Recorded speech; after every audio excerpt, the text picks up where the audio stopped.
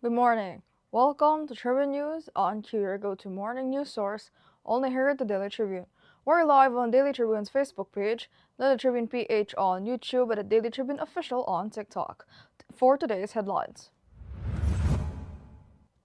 The Senate impeachment court received the tax records of Sara Duterte and her husband, Manasseh Scorpio, after Ferdinand Marcos Jr. authorized their release under the National Internal Revenue Code.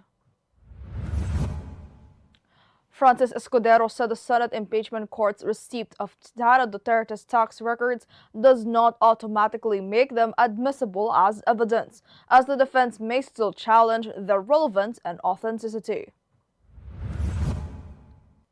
LA San Fernando urged fellow lawmakers to sign bank secrecy waivers and publicly disclose their silence, saying Congress should meet the same accountability standards it expects from Sara Duterte during her impeachment trial. Sara Duterte accused Ferdinand Marcos Jr. and Antonio Trillanes IV of betraying her father, questioning the legitimacy of the ICC proceedings against former President Rodrigo Duterte. PNP has intensified cyber operations to identify and arrest those behind social media accounts allegedly used to incite disruption during President Ferdinand Marcos Jr.'s fifth State of the Nation address.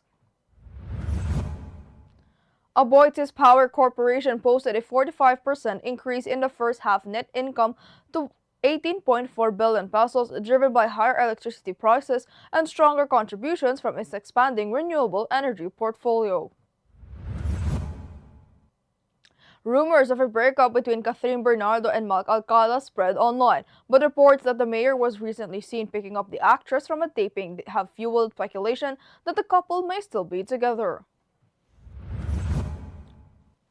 Alex Ayala defeated Filipino-Canadian Leila Fernandez to advance to the Washington Open quarterfinals after overcoming the unique challenge of facing a fellow left-handed player.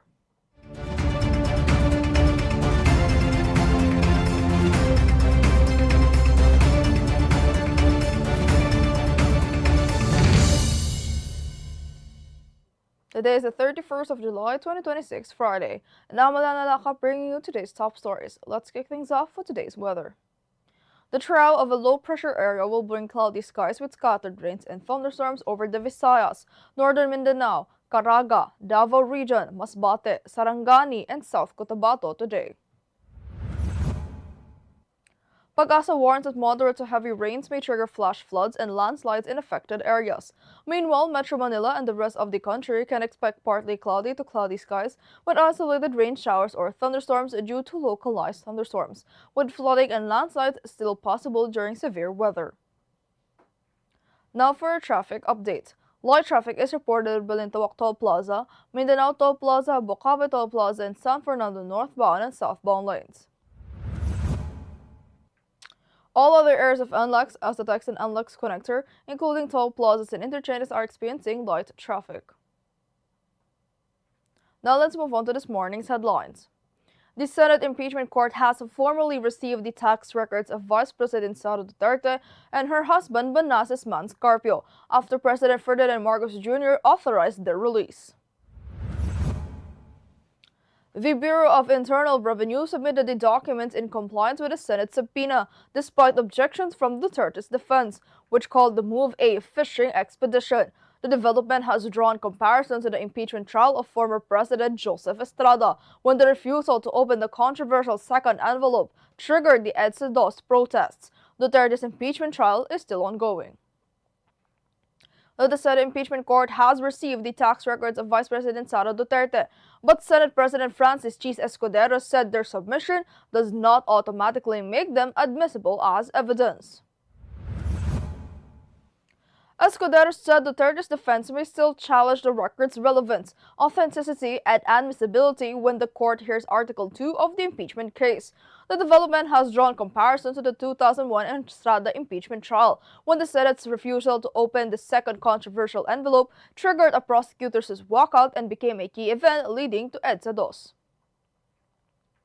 Kamanggagawa Party List Representative Eli San Fernando challenged fellow lawmakers to waive bank secrecy and publicly disclose their statements of assets and liabilities and net worth or their silence, saying Congress should meet the same standards of transparency expected of Vice President Sara Duterte in her impeachment trial. Speaking on Daily Tribune's impeachment rundown, San Fernando said public officials have a duty to be accountable to the people. He added that he supported Duterte's impeachment despite criticism from some constituents, insisting that transparency and accountability should apply equally to all public officials. The Vice President Sara Duterte criticized President Ferdinand Marcos Jr. and former Senator Antonio Sonny Trillanes IV, accusing them of influencing the International Criminal Court case against her father, former President Rodrigo Duterte.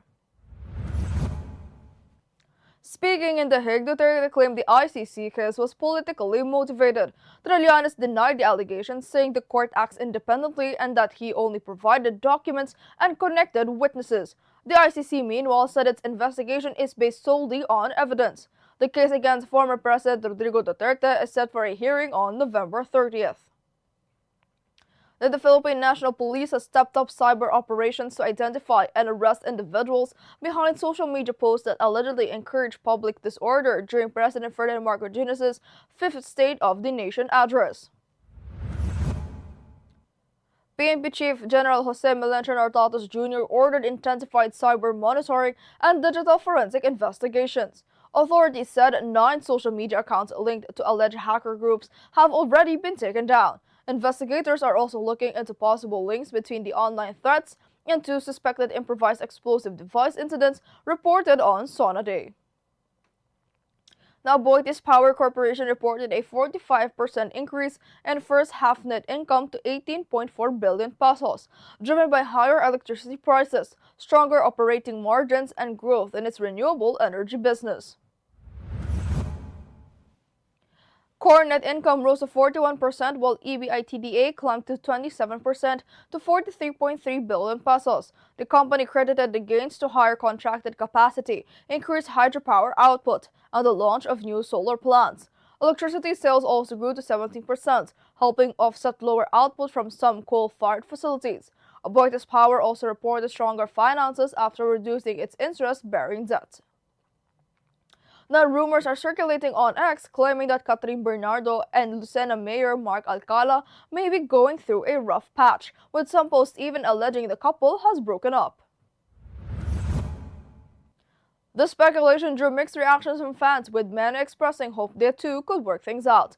However, the breakup rumors remain unconfirmed, while other social media users said Alcala was recently seen picking up Bernardo from the taping of her series Someone Someday. Neither Bernardo nor Alcala has commented on the reports. Now, Alex Ayala advanced to the Washington Open quarterfinals after defeating defending champion Leylah Fernandez in straight sets. Ayala said facing a fellow left-handed player required a different strategy than her usual approach against right-handed opponents. The 21-year-old rallied from a 1-5 deficit in the second set to complete her victory, her first win over a left-handed opponent since turning professional in 2020. She will next face the winner of the match between Polina Kudremtova and Elina Svitolina. Now, a quick look at today's horoscope. Today marks a fresh beginning, Aries. You're leaving behind past pain and confusion, stepping into a new chapter with renewed hope and confidence. Happiness surrounds you, inspiring you to seek beauty in your thoughts, goals, and everyday life. Dream big, but don't forget to balance your ambitions with proper rest. Take time to recharge will keep you grounded, energized, and ready to make most of the opportunities ahead. Look at Tribune, did you know that on this day in 1975, American labor leader Jimmy Hoffa was officially reported missing after disappearing the previous day from a restaurant parking lot near Detroit, Michigan. Hoffa, the influential president of the International Brotherhood of Teamsters, was known for expanding the union and championing workers' rights, but was also linked to organized crime and had previously served prison time for bribery and fraud. Despite the decades of investigations and countless theories, Hoffa's body has never been found, making his disappearances one of the most enduring mysteries in American history. Now, this morning's viral comes from a TikTok video that has racked up 1.2 million views, featuring every overthinker's worst nightmare, a bakery challenge that turns a dangerous turn. In the clip, a group of friends is back reading what appears to be a girl's old conversation with her ex when she accidentally taps the call button. The entire group immediately erupts into panic as they desperately try to stop the call. Netizens couldn't get enough of the relatable chaos, with many flooding the comments asking for an update on whether the ex actually answered. And that's all for now, mga katribo. Join us again at 1 o'clock p.m. for more updates. This has been Eliana Lacap for Tribune News on Q.